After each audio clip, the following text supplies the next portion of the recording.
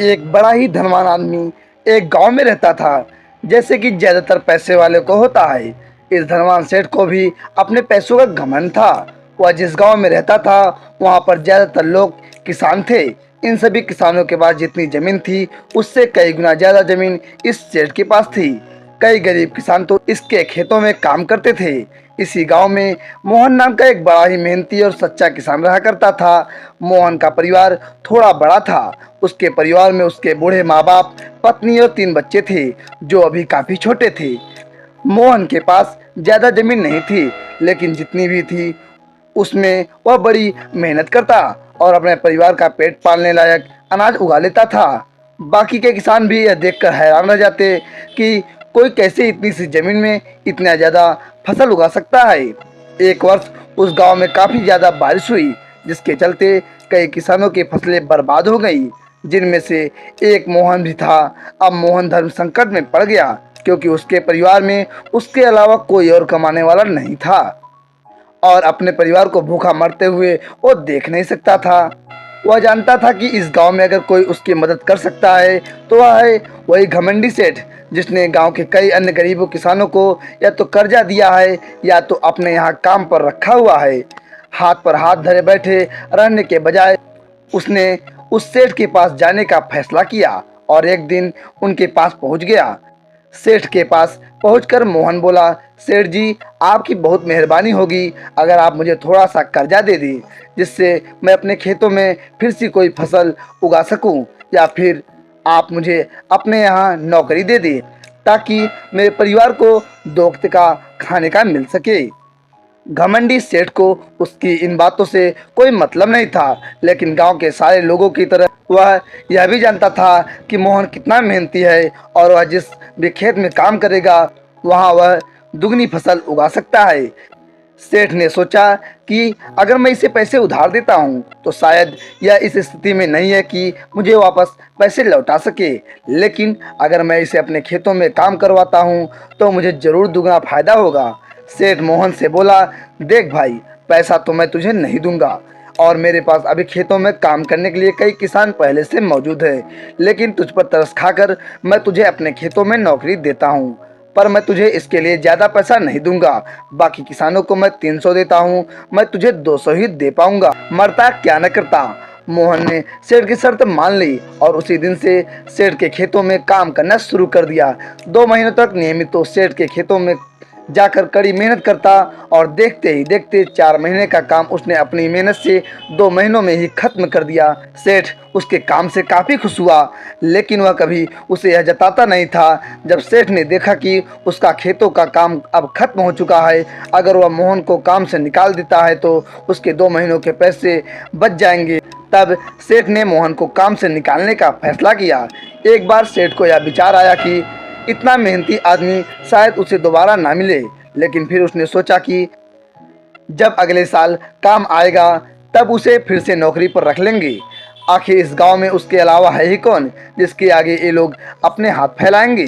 एक दिन सेठ ने मोहन को अपने पास बुलाकर उसको उस दिन का पैसा दिया और साथ में यह भी कहा कि कल से तुमको काम पर आने की जरूरत नहीं है, अब मेरे पास तुम्हारे लिए कोई काम नहीं बचा है। यह सुनकर मोहन का दिल बैठ गया। पिछले 2 महीनों से कम ही सही उसके बच्चों और परिवार के पेट में अन्न का दाना जा तो रहा था, अब वह क्या करेगा, यही सोचकर उसकी आंखों में आंसू निकल आए। मोहन ने सेठ के पैर पकड़ लिए और गिड़गिड़ाते हुए कहा, सेठ जी, मुझे इस काम की बहुत ज़रूरत है, मुझे मत निकालिए। अपने मतलब से मतलब रखने वाले सेठ टस से मस ना हुआ। उसने खरी खोटी सुनाकर मोहन को वहां से चलता कर दिया और मन ही मन 2 महीनों की तनख्वाह बचाने की खुशी होने लगा। अगले दिन जब सेठ सवेरे उठा और अपने आंगन में आया तो उसने देखा कि मोहन उसके आंगन में बैठा है। सेठ ने उसे पास बुलाकर पूछा कि क्या हुआ, तुम क्यों यहाँ पर बैठे हो। मोहन बोला, सेठ जी, मुझे वापस काम पर रख लीजिए, आप जानते ही हैं मेरी आर्थिक परिस्थिति कैसी है, थोड़ी दया कीजिए। लेकिन सेठ ने उसकी एक न सुनी और फिर एक बार उसे भला बुरा कहकर वहां से जाने के लिए कहा। बेचारा मोहन अपना सिर नीचे झुका के वहां से चला गया। अगले दिन फिर यही घटना दोहराई गई। मोहन फिर सेठ के आंगन में बैठा था। सेठ ने फिर से उसे वहां से जाने के लिए कहा। यही घटना अगले कई दिनों तक चलती रही। अब तो मोहन सेठ के हटाने पर भी वहां से नहीं जाता था और वहीं पर बैठा रहता था। एक बार सेठ ने उससे पूछ लिया, तुम कैसे आदमी हो यार, मैं तुम्हारा इतना अपमान करता हूँ लेकिन तुम्हें कोई फर्क ही नहीं पड़ता। तब मोहन ने सेठ से कहा, बुरा तो बहुत लगता है सेठ जी, लेकिन जब घर जाता हूँ और भूख से बिलखते अपने माँ बाप और बच्चों को देखता हूँ तब यह अपमान मुझे कुछ भी नहीं लगता। इतना सब कुछ होने के बाद भी सेठ का दिल जैसे पत्थर का बना हुआ था। उसने मोहन को अभी तक काम पर नहीं रखा और ना ही उसका ऐसा करने का कोई इरादा था। एक दिन सेठ ने सोचा, कुछ दिनों के लिए किसी और गांव चला जाता हूं ताकि मोहन से पीछा छुड़ा सकूं। अगले दिन मोहन के आने से पहले ही सेठ ने अपने परिवार को लेकर अपने किसी संबंधी के यहाँ चला गया और वहां पर 10 दिनों तक रहने के बाद फिर अपने गांव अपने घर वापस लौटा। घर लौटते ही सेठ ने आसपास हर जगह नजर दौड़ाई तो पाया कि वहां पर अब मोहन नहीं था।